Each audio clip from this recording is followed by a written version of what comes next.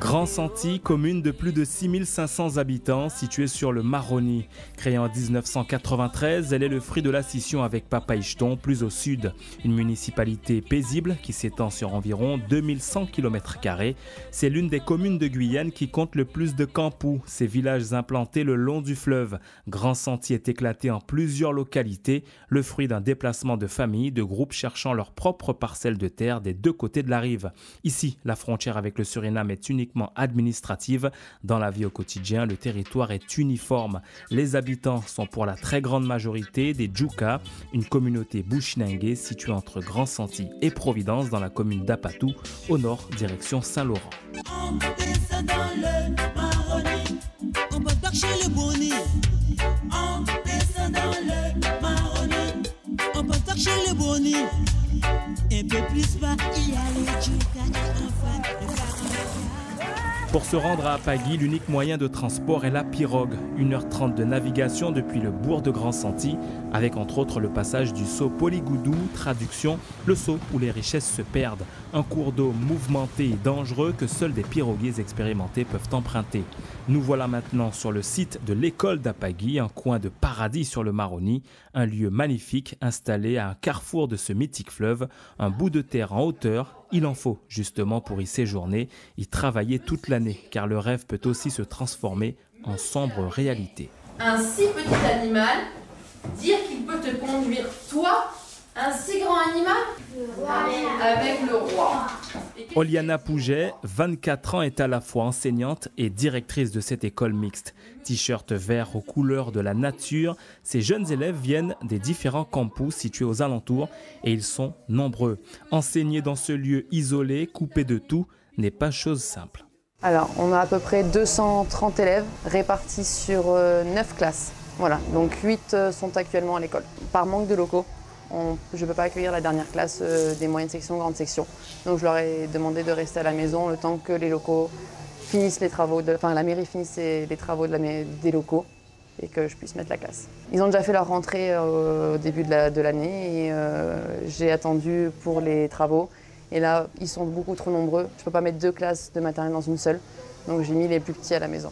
Il faut savoir que les enfants sont quand même là, ils sont polis, ils sont curieux, ils ont envie d'apprendre, ils sont là.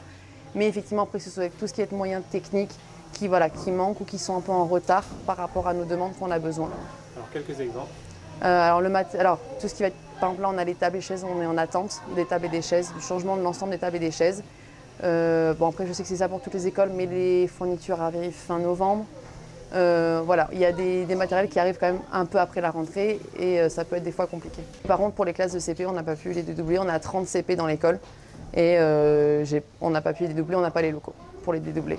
Je comprends l'administration française où il y a des lois maintenant, il faut les faire appliquer, il y a des réformes qui passent, mais on ne regarde pas la réalité des sites. Donc on ne sait pas si le site peut gérer ça, s'il peut mettre ça en place. Et voilà, donc là c'est vrai que je ne peux pas mettre ça en place, j'essaie, mais là c'est que les locaux me manquent et c'est vraiment dommage parce que je pense que ça peut être vraiment très très bénéfique pour les CP et pour les élèves qui sont aussi allophones. Vous en êtes où? Est-ce que vous avez tous les enseignants qui étaient dédiés sur ce site? Alors on est à l'année pour l'instant 2, on est 2 enseignants, moi et mon collègue, et on nous a fait envoyer 6 BDFC, donc 6 remplaçants, pour pouvoir assurer aussi le fonctionnement de l'école pour que ces enfants-là aient un maître en arrivant à la rentrée, qu'ils aient un maître en phase 2 qui puisse leur faire cours. Ces BDFC ne vont pas rester toute l'année, vous allez faire comment après? J'espère que les recrutements vont bien se passer et que les gens vont pouvoir venir à Apagui sur ce site et pouvoir compléter l'équipe. Je vais poser la question rectorale, mais je vous la pose aussi en tant que directrice. Ces enseignants qui étaient affectés en début d'année? Alors moi, mes nouvelles que j'ai eues moi, on n'était que 2, donc forcément mon collègue et moi-même. Après les autres, on m'informe qu'ils sont censés arriver. Voilà, j'ai 2 autres collègues qui sont censés arriver, mais j'ai pas plus de nouvelles dessus. Et hop, le petit-fils, il l'emmène voir papa qui est où? Il est caché sous les... Élément troublant dans cette classe, ces valises et autres affaires personnelles posées par terre juste à côté du tableau. Elles appartiennent à l'enseignante. Plus loin, cette étagère recouverte par un drap. Curieux, nous attendrons la fin de la classe. Ok. pressure. To the net, me, take you. Pokemon, nuke I. The same ogi de tone, nuke fly. Of from a paradise, nuke nice. It's forever.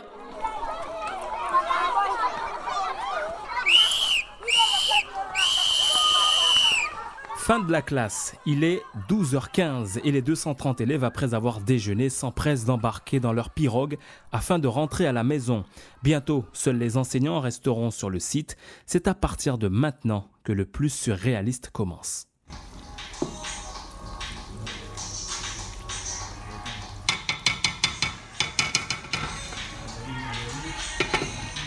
Passé 12h45, 1h, on arrive avec mon collègue et on commence à se faire à manger donc dans la salle de classe. On a un four qui est là, donc on s'en sert avec des plaques. Et après, pour tout ce qui va être vie tous les jours, on fait notre travail dans notre classe. Et sinon, pour dormir, on dort en haut près de nos affaires. Vous dormez en haut près de vos affaires, vous ne dormez pas dans les classes, pourquoi ? Alors après, voilà, c'est que nos affaires, effectivement, sont dehors sur les terrasses et qu'on aimerait éviter qu'il y ait des... Même si on n'a pas, on aimerait éviter qu'il y ait des vols où on préfère être à côté, on ne sait jamais de ce qui peut se passer. Avoir mes propres affaires dans ma salle de classe, c'est vrai que d'habitude, je les ai pas, elles sont forcément chez moi ou dans un autre local. Et comme là, on n'a plus de place, j'ai dû les mettre là avec moi dans ma classe. Mais c'est vrai que jamais ça m'est arrivé encore. On vous avait averti de cette situation avant votre arrivée ? Non, je pensais pas que je serais obligée de mettre mes affaires dans ma classe. Et là, effectivement, avec tout ce qui s'est passé, j'ai dû les mettre là. Quels sont les repas les plus simples, les plus récurrents que vous faites ? Alors, le plus récurrent, je pense que ça va être de la viande. Donc souvent, c'est du poulet. Après, avec du riz, des boîtes de conserve. Ça, c'est notre grande... c'est là quand on fait les courses, c'est ce qu'on prend le plus, sont des boîtes de conserve. Du surgelé vraiment dans des grosses quantités pour après le stocker en long terme. Et voilà, on va dire viande, riz et conserve. Qu'est-ce qui vous manque le plus sur le plan alimentaire ?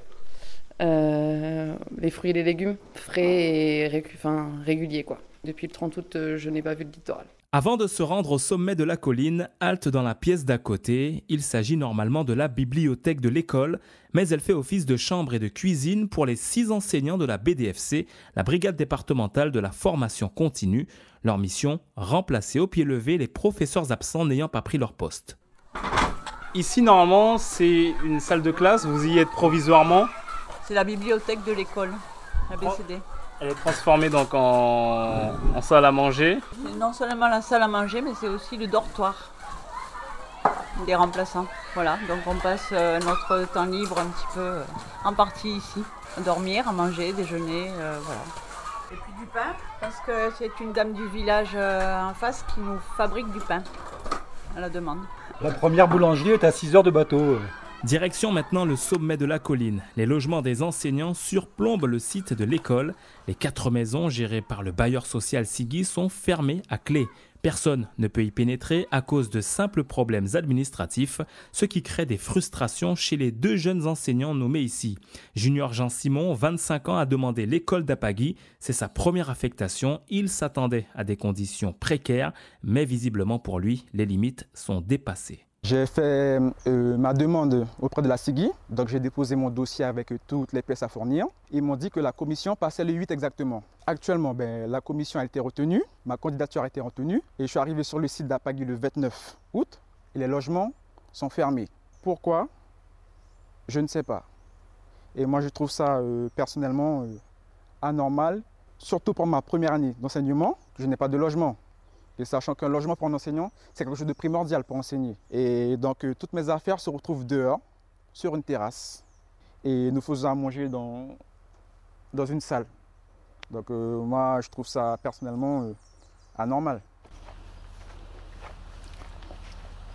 Donc, ici, nous avons notre matériel, ventilo, comme vous pouvez le voir ici, matelas, cocotte minute. Ici, machine à laver, frigo, tout reste sur la terrasse. Et vous pouvez aussi regarder par derrière aussi. Donc ici, nous avons table, chaise, pantalon pour enseigner, chemise. Ici, ma nourriture, comme vous pouvez le voir. placé avec bouteille d'huile. Dans quel état d'esprit vous êtes actuellement? Eh ben, pour le moment, ben, je suis patient et puis bon, heureusement que j'ai une maîtrise de soi parce que sinon j'aurais pu, comment dire, péter les plombs.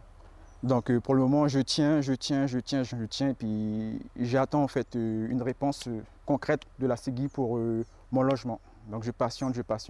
Il y a une incidence sur votre travail au quotidien, cette situation? Au niveau moral, oui, un peu oui, parce que j'enseigne et après sachant que je n'ai pas un espace personnel, je n'ai pas mon propre logement, on peut dire que ça affecte un peu sur mon moral. Donc voilà, sachant que voilà quoi, je n'ai pas de logement. Vous étiez volontaire? Exactement, j'étais volontaire pour venir. Qu'est-ce qui vous a motivé à venir ici? En fait, ce qui m'a motivé à venir ici, c'est que je connaissais un enseignant qui était professeur à Pagui. Et comme je le connaissais, et bon, je vais dire aussi que je l'admirais un peu, et je lui posais des questions, comment ça se passait à Pagui, comment ça se déroulait, ses années d'expérience et tout. Il m'a expliqué de tout, de A à Z. Et du fait, je me suis dit, ben, pourquoi ne pas aller à Pagui aussi? Et maintenant, me voici sur le site d'Apagui. Déçu? Un peu déçu parce que je n'ai pas de logement. Mais je tiens la route. Là, vous attendez déjà d'avoir un espace personnel. Exactement.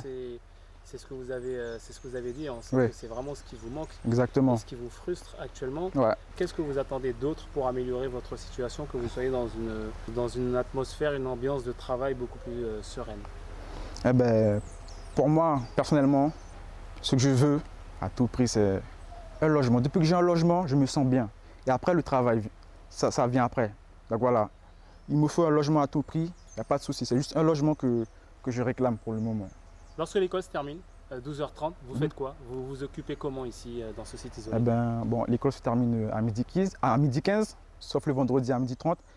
Eh ben, après les cours, ben, je fais à manger. Hein.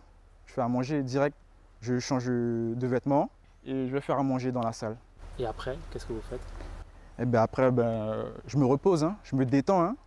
Je vais dehors et je me repose, je me détends, j'essaie d'oublier en fait, voilà quoi, la pression et tout. Vous faites redescendre la pression. Est-ce qu'il y a quelque chose d'autre, une activité que vous effectuez qui vous permet de vous détendre Sans mentir, ben, vu que moi j'aime écouter la musique, ben, j'écoute la musique pour me distraire, pour me changer un peu les idées. Sinon c'est tout, hein, un peu d'activité, un peu de sport. Quel sport par exemple? Eh ben, l'athlétisme, je fais des pompes, je fais des tractions. La plupart du temps, c'est que de la musique que j'écoute. Vous envisagez malgré tout de continuer d'être enseignant encore? En fait, c'est un objectif pour moi. Donc je fais tout pour réaliser mon objectif. Hein. Junior Jean-Simon est affecté par la situation. Pas simple d'être serein dans cette configuration. Il attend des jours meilleurs. Ces conditions d'enseignement surréalistes peuvent jouer sur les nerfs. En plus de cela, il n'y a pas de ventilateur dans les classes. L'établissement ne dispose pas de photocopieur. Il n'y a pas non plus d'ATSEM, pas d'ILM, d'intervenants en langue maternelle. Des enseignants livrés à eux-mêmes qui doivent justement gérer la barrière de la langue. La directrice Oliana Pouget. C'est différent du littoral, il faut le savoir. On a beaucoup d'enfants qui arrivent à l'école qui sont allophones, voilà, qui n'ont pas du tout la langue française, qui n'étaient pas scolarisés en France ou des fois au Suriname. Et arrivés ici, voilà, ils sont perdus, c'est dur, il faut savoir, la langue française est excessivement compliquée. Et pour eux, souvent, ça met beaucoup plus de temps. C'est quelque chose qui est très long à acquérir pour eux, la langue française. Après, voilà, il faut passer par du langagé, il faut passer par du kinesthésique pour que les enfants commencent à parler, entretiennent une petite conversation avec nous en français. Ça prend plus de temps, il faut aussi qu'ils assimilent nos sons, qu'ils les comprennent bien, qu'ils arrivent à repérer, puisque les phrases qu'on fait, ils les discernent pas bien, ils ne comprennent pas ce qu'on veut dire. Donc voilà, il faut aussi prendre le temps, bien expliquer ce qu'on va faire, ce qu'on dit, pour que l'enfant commence à avoir des rythmes, une petite routine dans sa tête et puisse faire ce qu'on lui demande. C'est vrai qu'après, quand on les voit là en face, c'est beaucoup plus difficile. Il faut se remettre aussi dans leurs conditions, dans leur réalité et repartir avec eux. C'est pas avoir un objectif et se dire il faut y arriver à la fin de l'année, il faut que j'ai ça comme objectif. Non, c'est qu'avec eux, on veut qu'ils progressent, on veut monter avec eux. Donc tout ça, ça prend du temps. Mais voilà, il faut se remettre avec eux. Donc même s'ils viennent du Suriname, prendre des conditions qu'ils connaissent eux. Si on veut qu'ils apprennent une langue, il faut aussi se leur mettre dans leurs conditions, dans leur environnement de vie et tout doucement leur apporter le vocabulaire qu'ils ont besoin pour pouvoir communiquer avec nous. Vous avez dit leur environnement, leur réalité. Oui, voilà, donc on a des enfants qui vont à la bâtie, on parle de ce qu'ils font quand ils vont à la bâtie, quelles plantes ils vont faire planter, où est-ce qu'ils vivent, quel bateau ils vont prendre, s'il y a des chemins, s'il y a des seaux. Tout ce petit langage-là, c'est vraiment très très utile et comme ça on arrive à avoir des petits mots, on commence avec des petites phrases, Ils nous expriment sur ce qu'ils ont, s'ils sont bien, s'ils sont pas bien, s'ils ont pu venir à l'école, pourquoi ils n'ont pas pu. Donc voilà, tous ces petits mots, à la fin, arrivent à avoir une petite conversation avec eux et le français s'améliore. Maintenant, vous allez répéter tous ensemble. 5 plus 2 est égal à 7. Vu du ciel, le site où se trouve l'école est idyllique. De la verdure dans un havre de paix, entaché tout de même par cet amas de déchets. Une décharge improvisée qui n'est même pas brûlée. Pas simple d'effectuer la collecte des ordures ici.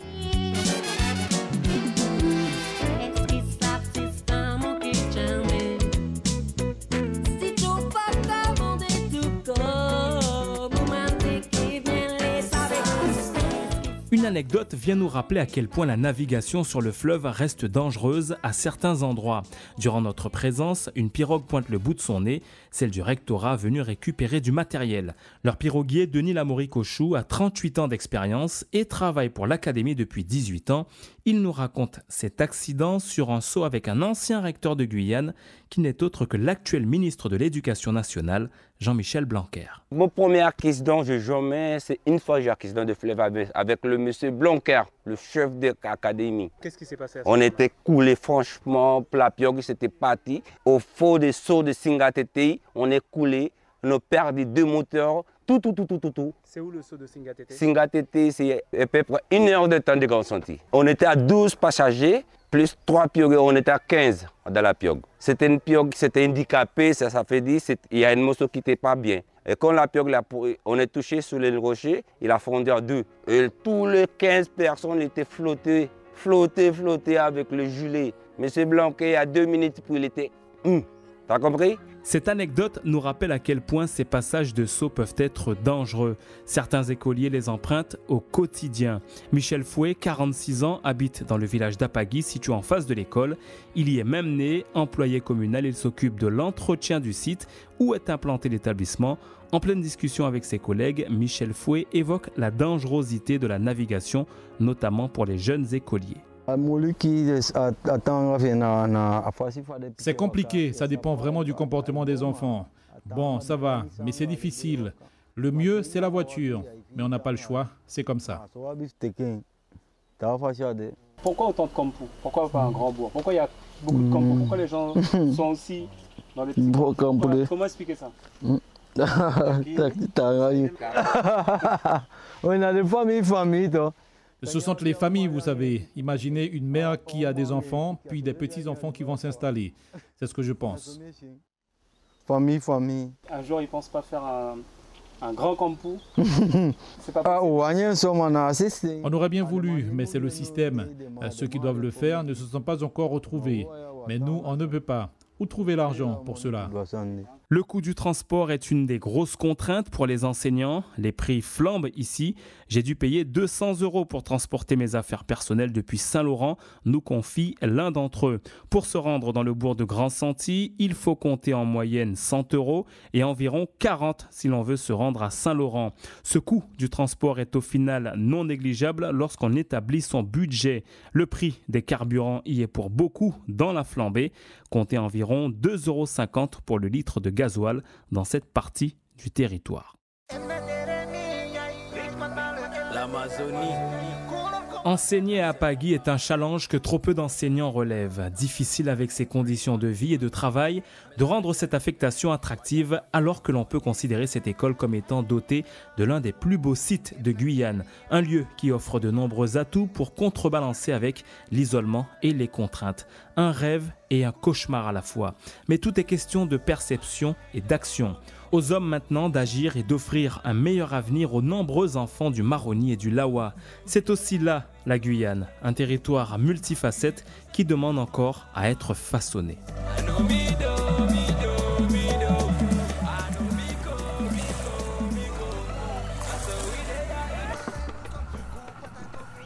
Est-ce que l'eau est profonde?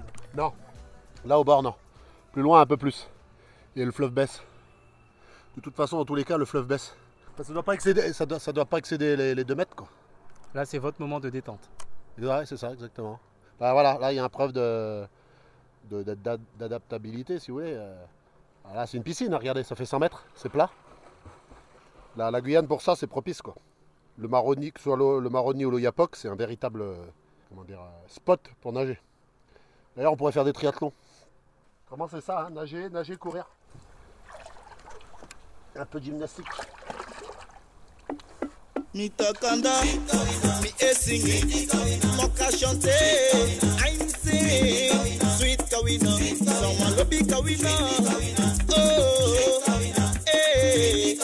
On nous allait, côté nous calé, on nous dansait, ça nous a dansé, danser kawina, à jour mo à maziaka, kawina plus sweet, bouger, mon pour comparer, ah mon m'aurait pas même graissé, oh. Hey, Amita Kanda, no Yuta Baya.